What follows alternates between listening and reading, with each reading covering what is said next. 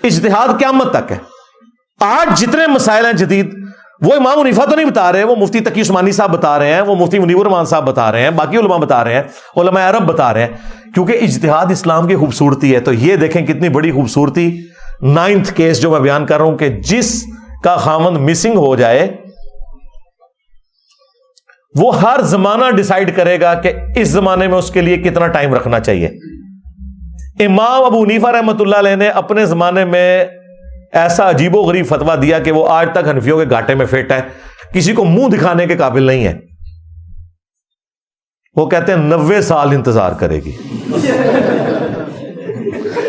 اس سے بڑا مذاق یہ کہ وہ کہتے ہیں کہ اگر 90 سال انتظار نہیں کر سکتی نا، اتنی دیر انتظار کرے کہ جتنی دیر اس خامند کے ہم عمر جتنے مرد ہیں وہ فوت ہو جائے.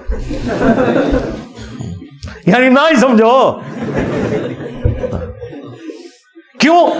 انہوں نے ایک بات غلط ڈرائیو کر لی قرآن سے اپنی مرضی سے کہ طلاق جو ہے یہ مرد کا حق ہے، عورت خلا نہیں لے سکتی. تو جب مرد گم گیا تو پھر جسٹس بھی نہیں دے سکتا قاضی، کوئی انصاف بھی نہیں کر سکتا. وہ کہتے ہیں یہ اب آپ کو پتہ چلو مفتی صاحب چیخ رہے ہیں یہ ججوں کی بیویاں نہیں ہیں، کیونکہ ان کے بابا جان جو ہیں، ٹھیک ہے، یعنی کہ امام حنیفہ روحانی بابا جان، وہ یہ فتویٰ دے گئے ہوئے ہیں. اب انہوں نے اپنے بابے کا فتویٰ تو حلال کرنا ہے. وہ فتویٰ اسی صورت میں حلال ہوگا کہ جب وہ یہ مانیں کہ تنسیخ نکاح نہیں ہو سکتا، خلا نہیں ہو سکتا. ساتھ یہ بھی بتائیں تاکہ ان کے بابوں کے فتووں کا مذاق اڑے. ٹھیک ہے، اللہ ان کو معاف کرے یار، غلطی ہوئی ان سے. 90 سال والا فتویٰ منہ چھپاتے پھرتے ہیں. ایک اس فتوے سے، اور دوسرا فتویٰ یہ کہ اگر گن پوائنٹ پہ طلاق دلوائی جائے تو طلاق جو ہے وہ واقع ہو جاتی ہے. اور اسی فتوے کو لے کے پھر حکمرانوں نے، سلطنت عباسیہ کے حکمرانوں نے جو کھلواڑ کیا.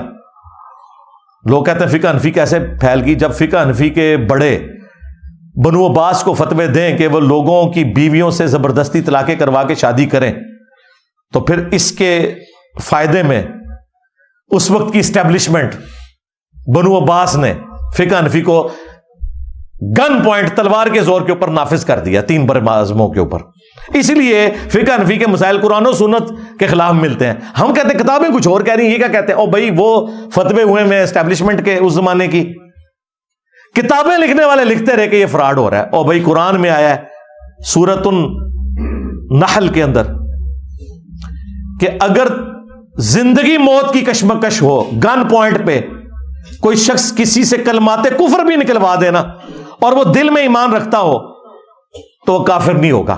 یار اگر زندگی موت کی کشمکش میں کوئی بندہ کافر نہیں ہوتا، جان بچانے کے لیے اگر وہ کفر بھی بک دے تو جان بچانے کے لیے اگر گن پوائنٹ پہ کسی کی بیوی کو طلاق دلوا دی جائے تو طلاق کیسے واقع ہو جائے گی؟ ایمان تو بڑی چیز ہے، لیکن ان کے بڑے نے فتویٰ دیا ہوا ہے کہ جی طلاق ہو جائے گی. کیوں؟ وہ بینیفیشری تھے اس وقت کی بنو عباس کی اسٹیبلشمنٹ کے، انہوں نے اپنی فقہ نافذ کروانی تھی اور اس کا انہوں نے فائدہ اٹھایا. یہ 2 مسئلے ایسے ہیں، ویسے تو بے شمار مسئلے ہیں جسے یہ منہ چھپاتے پھرتے ہیں. ان مسئلوں سے یہ منہ چھپاتے پھرتے ہیں. یہ نہیں بتا سکتی اپنے عوام کو کہ یہ مسئلے جو ہیں قرآن و سنت کے خلاف ہیں. ان کے گھاٹے فٹ ہو گئے. میں اب آپ کو پتا چلا وہ مفتی صاحب کیوں غصہ کھا رہے تھے.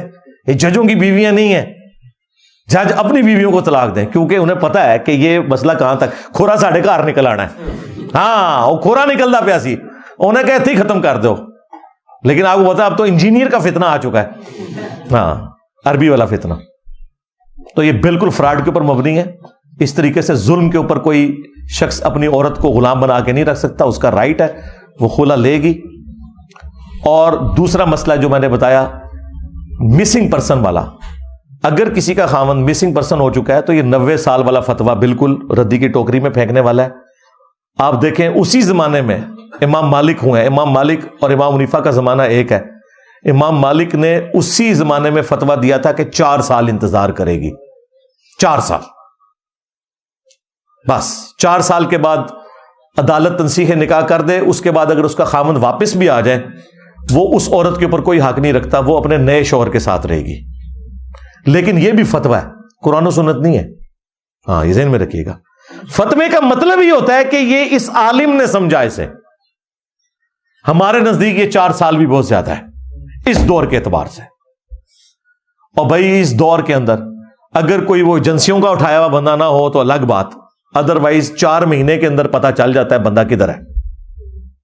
ٹھیک ہے، اب تو ایجنسیاں بھی تھوڑی ایجوکیٹ ہو گئی ہیں، طریقے سے آ کے کوئی عدالتوں میں کچھ نہ کچھ رپورٹ کر ہی دیتی ہیں، تھوڑی عدالتیں بھی جان دکھاتی ہیں. تو ادروائز اس طرح کے جو معاملات ہیں، میں پہلے بھی کہتا ہوں ایکسٹرا جوڈیشل ایکٹیویٹی خواہ کوئی مذہبی جماعت کرے، خواہ کوئی سیاسی جماعت کرے، خواہ کوئی ریاستی ادارہ کرے، یہ اتنا بڑا ظلم ہے آپ لوگوں کو اندازہ نہیں ہے. میں خود ایسے لوگوں کو جانتا ہوں جو بیچارے 10 سال سے مسنگ ہے اور ان کی بیویاں اور بچے گھر میں ذلیل ہو رہے ہیں. یار بتا دو، کم از کم ان کی بیویاں تو آگے ڈیسائیڈ کریں نا انہوں نے کیا کرنا ہے. یہ کتنا بڑا ظلم ہے.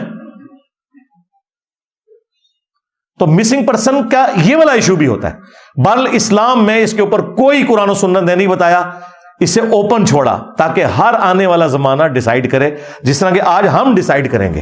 اب امام حنیفہ اور امام مالک نہیں ڈیسائیڈ کریں گے، ورنہ 90 سال،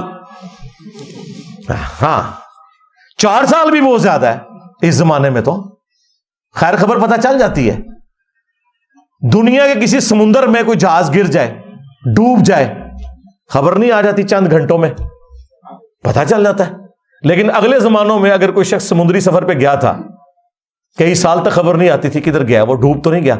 لہذا آج کے دور میں نہ 90 سال والا فتویٰ نہ 4 سال والا فتویٰ. اچھا، حنفی کئی علماء ہیں جنہوں نے امام حنیفہ کے فتوے سے بغاوت کی ہے. الازہر یونیورسٹی جو مصر والے ہیں حنفی علماء، انہوں نے کہا کہ ہم امام صاحب کے فتوے کو نہیں مانتے. اب فتویٰ پاکستان میں بھی ہمارے جو استاد غلام سو سعیدی صاحب تھے، بریلوی عالم، فوت ہو گئے رحمہ اللہ تعالی، مفتی منیف صاحب کے مدرسے میں شیخ الحدیث تھے. انہوں نے باقاعدہ شرح صحیح مسلم میں تفصیلی علماء کے اقوال لکھے ہیں کہ بعد میں فقہ حنفی کا فتویٰ یہی ہے کہ امام حنیفہ کا فتویٰ غلط تھا، امام مالک کا فتویٰ درست ہے. لیکن میں سمجھتا ہوں امام مالک کا فتویٰ بھی اس دور کے لیے ویلڈ نہیں ہے، جس دور کے اندر ہمارے پاس پاسپورٹس کا ریکارڈ موجود ہے، ڈی این اے ٹیسٹ ہو جاتا ہے، دنیا میں چھوٹے سے چھوٹے واقعے کی خبر، کوئی افریقہ کے کسی جنگل میں تو نہیں چلا گیا یا برمودا ٹرائنگل میں تو نہیں وہ چلا گیا کوئی آپ دوست میں بیٹھ کے کہ جی آپ کو پتہ ہی نہیں چل رہا، کہیں نہ کہیں تو گیا ہے، غائب ہوا ہے تو پتہ چل جائے گا. اس لیے آج کے دور میں تو بھائی 4 مہینے بھی کافی ہیں اور لوگوں کو ایجوکیٹ کرنے کی ضرورت ہے. 4 سال تو بہت زیادہ ہے، چلے کوئی حد کرنی ہے تو 1 سال کر لو، اس سے زیادہ کرنے کی ضرورت نہیں ہے. اور اس میں میں ریکویسٹ کروں گا اب ان لوگوں کو بھی جو لوگوں کو مسنگ بناتے ہیں کہ ان کی فیملیز کا خیال رکھیں.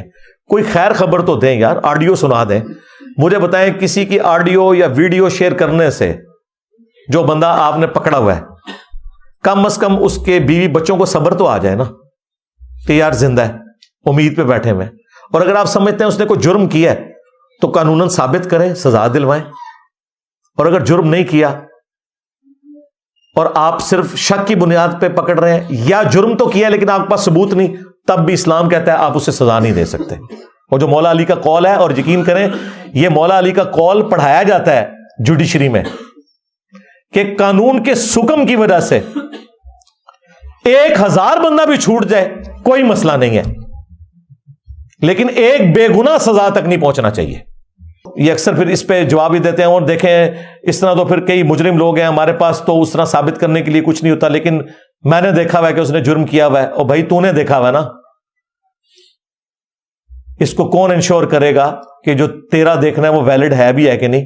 یہاں تو اداروں میں ایسے لوگ ہیں جنہوں نے ذاتی دشمنی کی خاطر استحصال کیا ہے.